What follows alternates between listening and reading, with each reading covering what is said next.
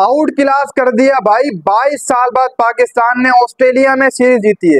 22 साल बाद मोहम्मद रिजवान की कैप्टनसी में पाकिस्तान ने सीरीज जीत ली है भाई। मजा ही आ गया। 2-1 से पाकिस्तान सीरीज जीता है। इसी के साथ साथ वन साइडेड मुकाबले हमें देखने को मिले। वन साइडेड सीरीज मारी है पाकिस्तान ने ऑस्ट्रेलिया को। ऑस्ट्रेलिया मुकाबला ही नहीं कर पाई हकीकत मायनों में, वरना तो कोई और टीम होती। और जितना तारीख रहा है ऑस्ट्रेलिया में, जब भी कोई टीम जाती है चाहे इंडिया ही क्यों ना, तो ऑस्ट्रेलिया उसको तगड़ा मुकाबला देती है। लेकिन पाकिस्तानी फास्ट बॉलर्स ने ये तरफा एक साइडेड बनाकर रख दिया ऑस्ट्रेलिया को। वन साइडेड मारा ऑस्ट्रेलिया को, ऑस्ट्रेलिया के होम ग्राउंड के ऊपर। भाई ऐसी जीत का इंतजार हमें काफी लंबे अरसे से था। सन 2022 में पाकिस्तान की जो टीम थी वो आज हमें दोबारा देखने को मिली है। सन 2022 वाली टीम ने दोबारा कमबैक कर ली है। यार इतना इंतजार था, कहां पर हमने सब कुछ खत्म कर दिया था कि यार शायद अब पाकिस्तान की टीम बनेगी ही नहीं, क्योंकि शाहीन शाह अफरीदी की बॉलिंग की स्पीड बच्चों वाली हो गई थी। नसीम शाह इंजरी का शिकार, हारिस रऊफ विकेटें नहीं ले पाते थे। बैटिंग के अंदर बाबर आजम फ्लॉप, उसकी कैप्टनसी फ्लॉप, ऊपर कोई ओपन में खेलने वाला प्लेयर सही नहीं मिल रहा था। भाई आउट क्लास कर दिया पाकिस्तानी टीम। एक बार फिर से उस रिदम में वापस आ चुकी है जिस रिदम में पहले हुआ करती थी। यार कहां से हम एक बेहतरीन टीम बनी है एक सीरीज के बाद। इंग्लैंड से हम जैसे ही जीते हमारा कॉन्फिडेंस लेवल बहाल हुआ इंग्लैंड से जीतने के बाद, वरना तो बांग्लादेश हमें होम ग्राउंड के ऊपर लताड़ कर चली गई थी। और जैसे ही बांग्लादेश से हम हारे, फिर हमने इंग्लैंड को सीरीज मारी। फिर अब ऑस्ट्रेलिया में जैसे ही हम गए तो ऑस्ट्रेलिया में जाकर हमने सीरीज मारी है। लकी कैप्टन है Mohammad Rizwan, lucky captain, winning के हिसाब से लकी कैप्टन है मोहम्मद रिजवान पाकिस्तान का। देखो आप में बहुत कम खूबियां होती हैं, या फिर आप एक अच्छे बैट्समैन होते हैं, या फिर आप एक अच्छे कीपर होते हैं, या फिर आप एक अच्छे कैप्टन होते हैं। मोहम्मद रिजवान में ये तीनों चीजें मौजूद हैं। अच्छा विकेट कीपर भी है, अच्छा बैट्समैन भी है, अच्छा कैप्टन भी है। बाबर आजम एक अच्छा बैट्समैन था, वो अच्छा कैप्टन नहीं था। ऐसे ही विराट कोहली एक अच्छा कैप्टन नहीं था, अच्छा बैट्समैन है। दोनों चीजें सेम ही, आपके अंदर एक ही क्वालिटी होती है और रिजवान के अंदर तीन तीन क्वालिटियां मौजूद हैं। लकी कैप्टन इसको बोलते हैं जो लक के साथ जाए। और रिजवान ने पहले ही कहा था यहाँ से जाने से पहले कि हम ऑस्ट्रेलिया को ऑस्ट्रेलिया में हराएंगे इस बार।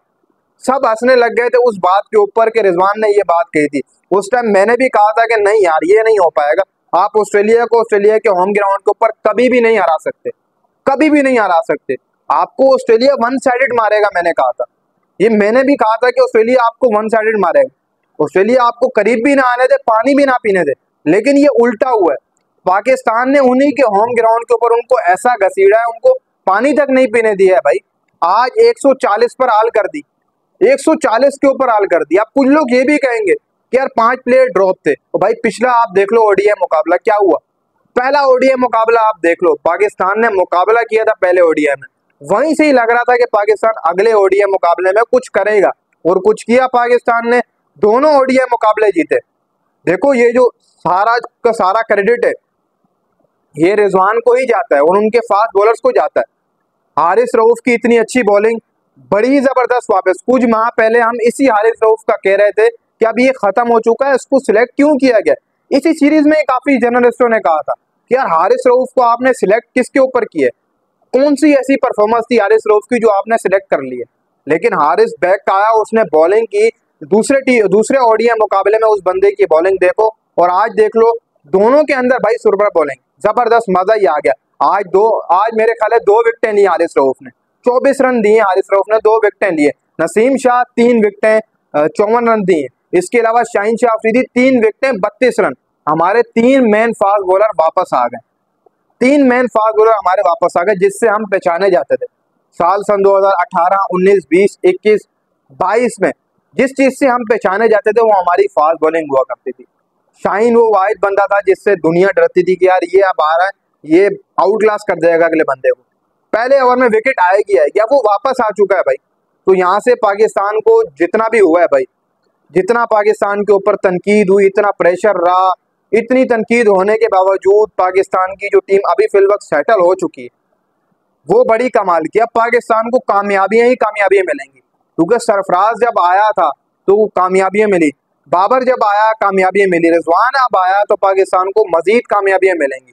और चैंपियन ट्रॉफी से पहले ये रिजल्ट आना बहुत बड़ी बात है, बहुत बड़ी बात है। चैंपियन ट्रॉफी से पहले आपको ये रिजल्ट मिलना, वो भी एक नई टीम से।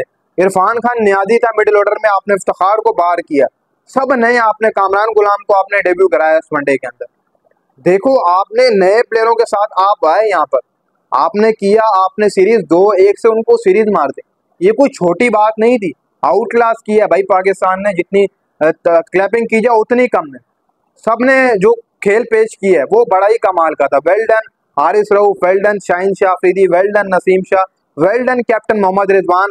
जो कहा था वो जाकर ऑस्ट्रेलिया में किया भी है, जबान देकर गया था रिजवान भाई कि ऑस्ट्रेलिया में ऑस्ट्रेलिया को हरा कर ही आएंगे, वो जबान पूरी भी की है भाई। कहीं ना कहीं रिजवान को सारा क्रेडिट जाता है कि वो कॉन्फिडेंस लेवल उसने नहीं छोड़ा कि यार मैं अभी भी कैप्टन बनाऊं, या फिर जैसे नया कैप्टन बनता है वो प्रेस में आकर बोलता है कि यार मैं अभी कैप्टन बनाऊं, अभी आप छोड़ दो मुझे, एक आध सीरीज तो आती रहती है, नया कैप्टन बनता है। नहीं भाई, इस बंदे ने बोला कि मैं जीत के आऊंगा। भाई आपकी प्लानिंग यहाँ से होनी चाहिए, आपको पता होना चाहिए कि जब बाउंस हो रहा है तो आपने कहाँ पर फिल्टर लेना है। रिजवान को पता था यार बॉल बाउंस कर रहा है, उसने क्या किया, 4 स्लिप ले ली, 4 स्लिप ले ली उसने। उसको पता है बॉल बाउंस हो रहा है, स्लिप के ऊपर कैच जाएगा ही जाएगा, उठेगी बॉल यहाँ से। और फास्ट बॉलर हमारे जितने भी थे उन्होंने भी उसी लेंथ के ऊपर बॉल किए भाई। रिजवान की जो प्लानिंग थी वो यही थी कि यार 4 स्लिप में लगा रहा हूँ मैं, शुरुआत में उसने 4 स्लिप में लगाई हुई थी, सबने देखा। फिर जो हमारे फास्ट बॉलर्स थे उन्होंने एक ही एम रखा हुआ, तो वो शॉर्ट बॉल डाल रहे थे बार बार, कोई ऐसी बॉल नहीं थी जो उन्होंने आगे दी है, सेम बॉलिंग की है, बार बार शॉर्ट बॉल विकेट के ऊपर से जा रहा था। नसीम को आप देख लो तो उसने वही रिदम रखा हुआ था, वही पैस मार रहा था, वही बार बार वहीं पर बॉल कर रहा था, स्विंग ऑटोमेटिकली हो रही थी, पिच भी बाउंसी थी, पाकिस्तान ने पूरा फायदा उठाया। तो भाई 22 साल बाद पाकिस्तान ने सीरीज जीत ली है। अब यहाँ पर आज संडे जाया नहीं गया हमारा, आज संडे पूरा समझ लो कि खुशी से ही जाएगा कि पाकिस्तान सीरीज जीत गया भाई, मजा ही आ गया।